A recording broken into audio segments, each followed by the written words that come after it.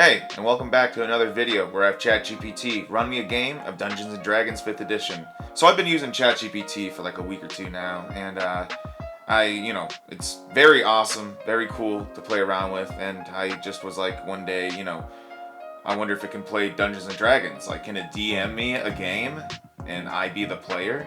So I kind of wrote up like a prompt, like an intro prompt that I gave to it, like the rules of the game, and yeah, this is how it went. It was pretty funny. It was pretty entertaining.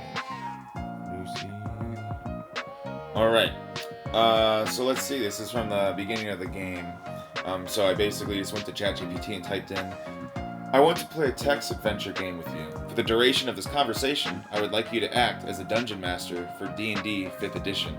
The format is, you describe the world around me, the player character, and give me some choice on what to do. Then I will tell you what the player character will do. Then you will roll dice if needed, then describe the world to me, and so on. Alright, ready for this, Lucy?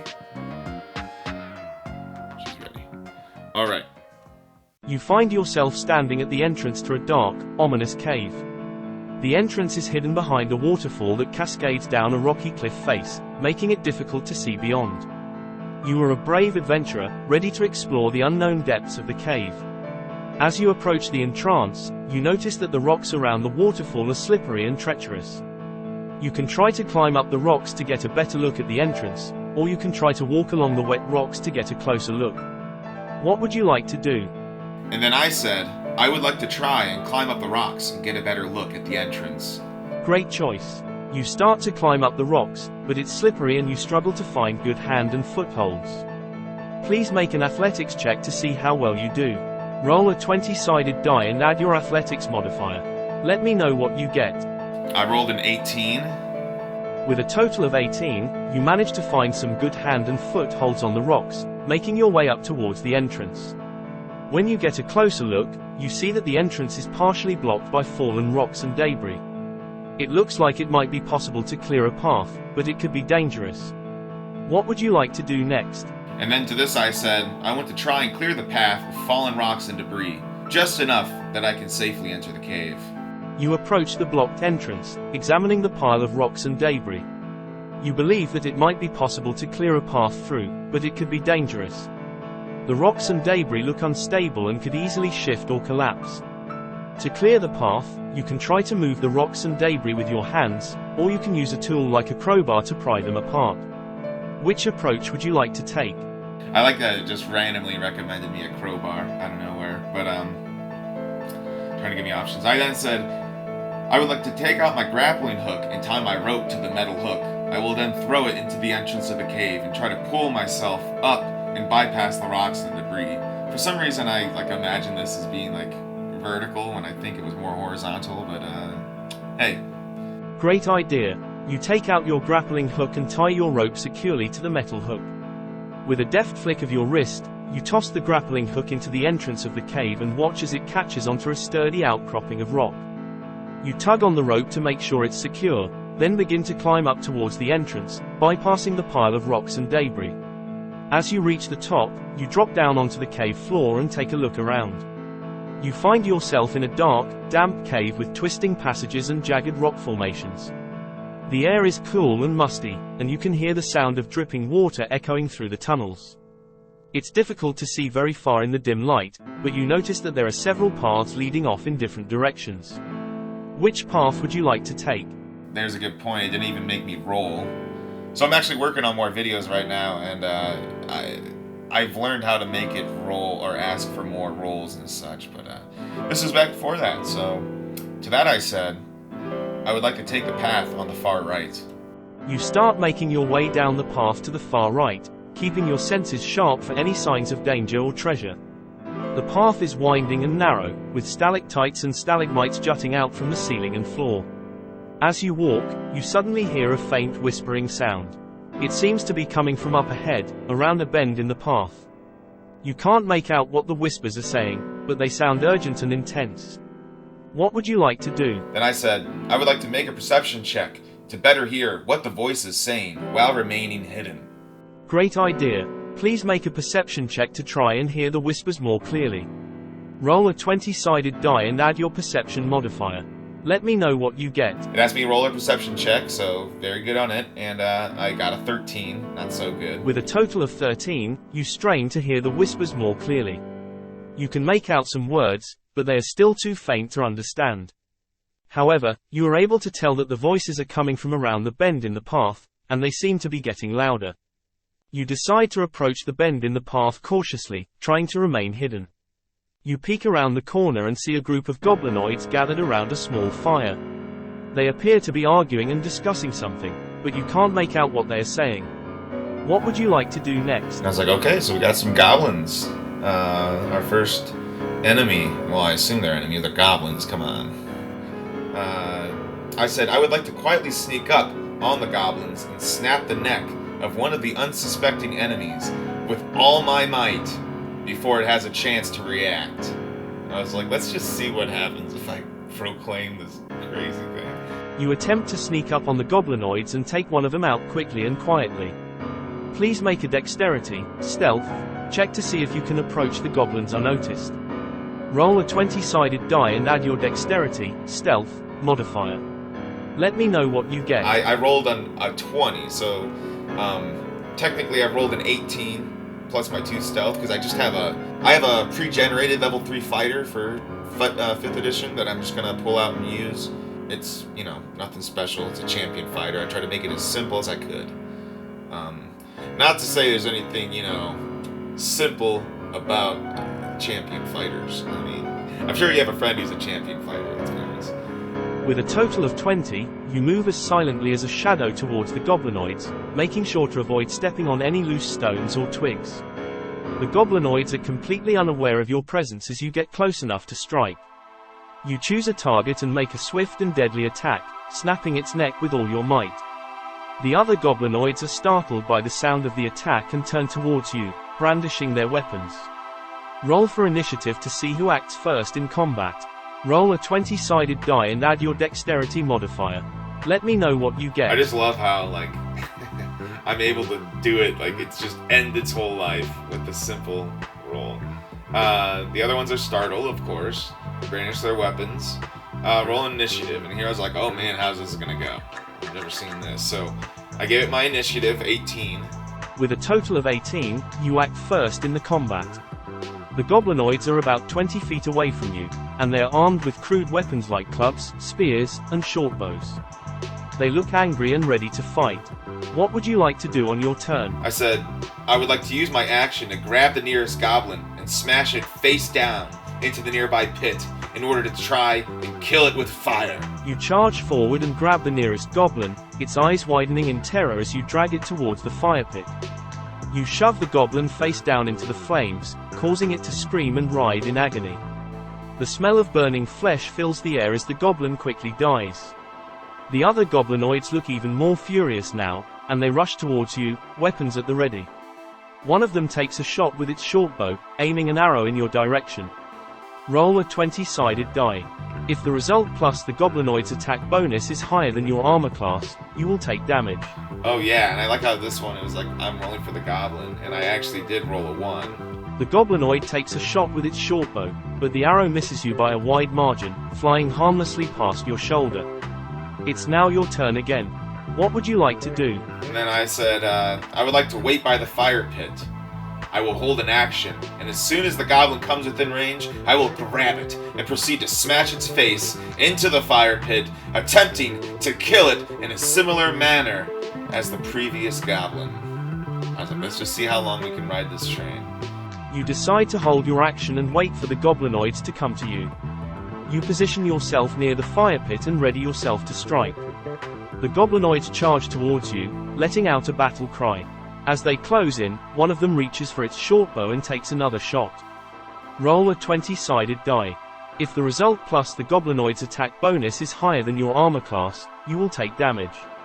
Let me know what you get. I got a 16. The goblinoid takes a shot with its shortbow, but the arrow narrowly misses you, whizzing past your side without causing any harm. As the goblinoids reach you, one of them comes within range of your readied action. You grab the goblinoid and forcefully smash its face into the fire pit. The goblinoid lets out a scream of pain as its flesh sizzles and burns. It struggles for a moment before falling lifeless, succumbing to the flames. The remaining goblinoid sees its fallen comrades and, filled with fear, attempts to disengage from the fight and flee. You have an opportunity to make an attack of opportunity against the fleeing goblinoid. What would you like to do? And then it asked me if I want an opportunity attack. I was like, yes, please. Actually, what I did say was, yes, I use my greatsword to cut down the fleeing goblin. As the goblinoid turns to flee, you take a mighty swing with your great sword, cleaving through its back and sending it tumbling to the ground. The goblinoid lies motionless, its lifeless eyes staring blankly ahead. The battle is over, and you stand victorious over the corpses of your enemies. What would you like to do next? I then did what any other adventurer would do, and I searched the bodies of the dead goblins for any loot. I made sure to call it loot. You search through the bodies of the fallen goblinoids and find a few items of interest. 2 short bows with 10 arrows each. 2 scimitars. 6 gold pieces. A small leather pouch containing 20 silver pieces and 30 copper pieces. As you finish searching the area, you notice that the nearby goblin cave entrance is dark and foreboding. It seems like a good place to rest, but you're not sure what dangers may lie inside. What would you like to do next? Because yeah, this one, I was like, let's just see how crazy this can get. Let's push the limits of the game. I'm not satisfied with just killing goblins. So I typed in, I would like to delicately slice off the face of one of the dead goblins, using one of the scimitars, and then attach it to my face so that I appear like a goblin at first glance. You take one of the scimitars and delicately slice off the face of one of the dead goblins. With a bit of effort, you manage to remove the face intact and then proceed to attach it to your own face using the straps of your helmet. You now look like a goblin at first glance, which may help you avoid detection. With your disguise in place, you decide to cautiously approach the entrance of the goblin cave. As you peer inside, you can see a dimly lit passage leading deeper into the earth. You hear the sounds of goblins chattering and the occasional squeal of a warg in the distance. What would you like to do next? I love how you now look like a goblin at first glance. It just goes right with it. That is something I have noticed. It's very much a yes DM. Like, yes sir, and okay. To a degree. It still has some limitations, but it lets me go with any ideas. It will ask for a roll. I gotta back up any ideas with some kind of roll. But it'll let me try outrageous ideas like this. Well, let's keep going. I said, I continue deeper into the cave towards the sounds of the voices. You move deeper into the cave, staying as quiet and cautious as possible. As you move down the dimly lit passage, you hear the sounds of goblins chattering and laughing up ahead. The sounds seem to be coming from a large chamber further down the tunnel. As you approach the chamber, you see that it is filled with goblins, wargs, and other foul creatures. They are gathered around a large fire pit in the center of the room, roasting a pig and drinking from crude cups filled with some sort of foul-smelling liquid. You blend in with the other goblins, and they seem to accept you as one of their own, although they give you curious glances from time to time. What would you like to do next? I love this. You blend in with the other goblins and they seem to accept you as one of their own, although they give you curious glances from time to time. That's all, just a curious, that dude looks a little strange. I just have this goblin, I just picture with the eye holes. I continue to progress deeper into the cave, passing all the goblins. I am looking for their leader. You carefully make your way past the goblins, trying to avoid drawing any unwanted attention. As you move through the chamber, you spot a narrow passageway leading further into the cave. The passageway is guarded by 2 goblins, but they seem to be more interested in the festivities than in guarding the cave. You slip past the guards unnoticed and move deeper into the cave, eventually coming to a larger chamber. This chamber is filled with even more goblins and wargs, but there is a sense of order to the chaos. You spot a goblin who seems to be barking orders at the others, and it seems likely that this is the leader you were looking for. What would you like to do next? Alright, got the leader already, just in one request. Well, first what I did was I said I would like to pull out my hand grenade, pull the pin and lob it at the leader, but ChatGPT didn't like that. It was like, hey, too violent. She's like, okay, alright, that's kind of cool. It's like at least keeping it in the bounds of D&D. So I was like, well, I just want to try something else crazy. So I said, I would like to walk in and seduce the leader of the goblins. As you enter the room, you see the goblin leader barking orders to a group of goblins. The Goblin Leader looks up and notices you as you walk in, and his expression changes to one of curiosity.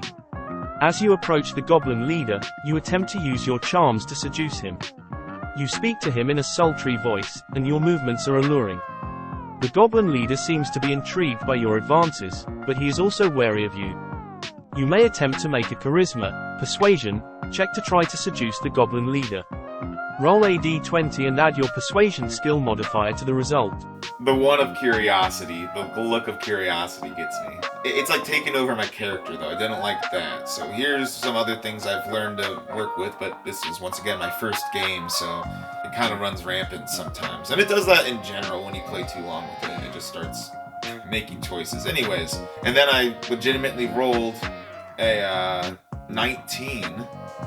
Like, I was like, hell yes. Plus my 4 persuasion, which my fighter randomly has. With a total of 23, your attempt to seduce the Goblin Leader is quite successful. The Goblin Leader seems to be completely taken by your charms and he leans in closer to you.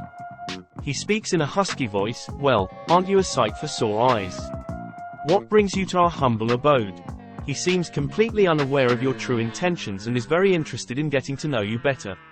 What do you do next? This is going great, right, Lucy? This is going great. I was like, we got this guy. We got this guy, Lucy. Committing myself 100% to the plan, I move in even closer to the Goblin Leader. So close that the nose of the goblin, whose face I'm wearing, brushes against the nape of his neck. I then lick the side of the goblin's green, dirty face in a seductive manner.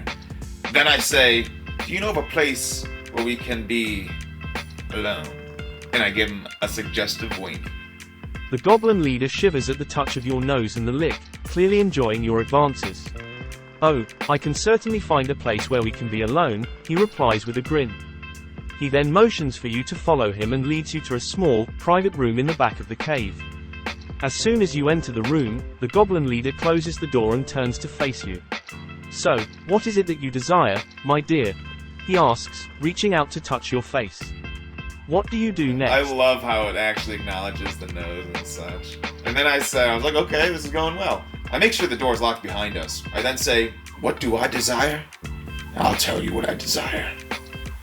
I then speak in a commanding voice and say, "Turn around and touch your toes. You're going to love this next part." The Goblin Leader looks surprised at your sudden change in demeanor but seems to comply with your request, turning around and bending over to touch his toes. You take a moment to prepare yourself, and then swiftly strike him in the back of the head, knocking him unconscious. With the Goblin Leader subdued, you take a closer look around the room. You see a large chest in one corner, as well as a desk and several shelves filled with various items. There are also a few other goblins in the room, but they seem to be in a state of shock after witnessing the sudden attack on their leader. What would you like to do next? Well, my original plan was to definitely do something with the sword and kill him eventually, obviously. But the game took control again. But hey, I mean, same result. He was unconscious. In fact, I like this result better, because now I got to interrogate him. Anyways, no spoilers. So I was like, let's bring back in this chest. You got these goblins. So I said, "My eyes linger over the unconscious goblin for a moment or two, as I contemplate what life we could have had together. I then spring into action and brandish my dagger. I move up to the side of the unconscious goblin, a harsh hiss escaping my lips as I say, 'You there! Other goblins in this room. If you make one wrong move, I will cut the throat of your leader. Now, before something bad happens, I want you all to open up and enter the large chest in this room. Quickly now!'" I was like, let's just see what happens. The goblins in the room stare at you, clearly intimidated by your sudden aggression and the threat to their leader's life. After a moment of hesitation, they begin to scurry about and open the large chest you had mentioned. They stuff themselves inside, looking quite uncomfortable and cramped. You keep your dagger pointed at the unconscious goblin's throat as you make sure the others are safely tucked away. Once they're all inside the chest, you close the lid and make sure it's securely fastened. With a sense of relief and accomplishment, you take a deep breath and allow yourself a moment to calm down. You are now alone with the unconscious Goblin Leader, who is still bound and gagged. What would you like to do next? See, I didn't have to make an intimidation roll even. They were just like, I don't want to mess with this guy. I make sure the large chest is secured. I love how well this plan's going. I make sure the large chest is securely locked. I then take the Goblin Leader, bound and gagged, and tie him to a chair. I then wait for him to wake up so I can interrogate him. As the Goblin Leader starts to wake up, you can see the fear in his eyes as he realizes he's tied up and at your mercy. He struggles against his bonds, but to no avail. You clear your throat and ask in a stern voice, what is the meaning of all of this? What are you and your kind doing here? The Goblin Leader spits at you, but his fear is palpable. He refuses to answer your questions at first, but after some intimidating threats and prodding, he starts to talk. We were sent here by our master, a powerful wizard who seeks to control this area. He wants us to mine the precious gems and minerals from these caves and bring them to him. We don't know what he plans to do with them, but he's promised us great rewards if we succeed. The Goblin Leader looks at you with pleading eyes. Please, let me go. I've told you everything I know. I have a family, a wife and children. They need me. What do you do next? I love how it just jumps right into this. Like, well, you successfully intimidate him without doing anything but just asking, I want to wake him up. It's like, dang, dude, this guy really wants to live. I say to the Goblin, I can't promise I will let you go just yet. I then remove the Goblin face that was once secured to my real face and show it to the Goblin for the first time. I then demand, what is the name of this powerful wizard you speak of? The Goblin Leader looks at you with fear and disdain in his eyes. He remains silent for a moment before finally responding in a low, growling voice. His name is Zoltar the Powerful. He is a master of dark magic and leads our clan with an iron fist. But you will never defeat him, he is too powerful for the likes of you. The Goblin spits at you before leaning back in his chair, looking defeated but still defiant. And Zoltar the Powerful, we got a big bad. We got a BBEG, baby. As I wipe the spit out of my face, I mutter, you shouldn't have done that. I brandish the same scimitar from earlier that I used to cut the face off of the goblin around the fire, its blade still stained with the crimson blood of its previous encounter. That was a slant round. That's a good lyric. I should keep that. I lightly press the sharp blade against his cheek, just enough so that a single drop of blood swells up and runs down the length of his crooked jaw. I then growl, if you tell me where Zoltan the Powerful resides, I will spare your life. The Goblin visibly trembles as he looks at the blood dripping from his cheek. He stammers out an answer, Zoltar the Powerful. He resides in a hidden tower in the mountains to the north. I don't know the exact location, but I know that only those with a magical amulet can gain access to it. He pauses for a moment before adding, please, spare my life. I have told you everything I know. A grin spreads across my face, still wet and moist from the blood of the goblin face that once decorated it. I say, and do you have any idea on where I can start looking for this magical amulet that gives me access to Zoltar's tower? And you can see I'm kind of like restating what it does, just to keep GPT fixated on what, the task at hand in the story. Because it will diverge. Oh. Well, let's see. The Goblin Leader hesitates for a moment before speaking.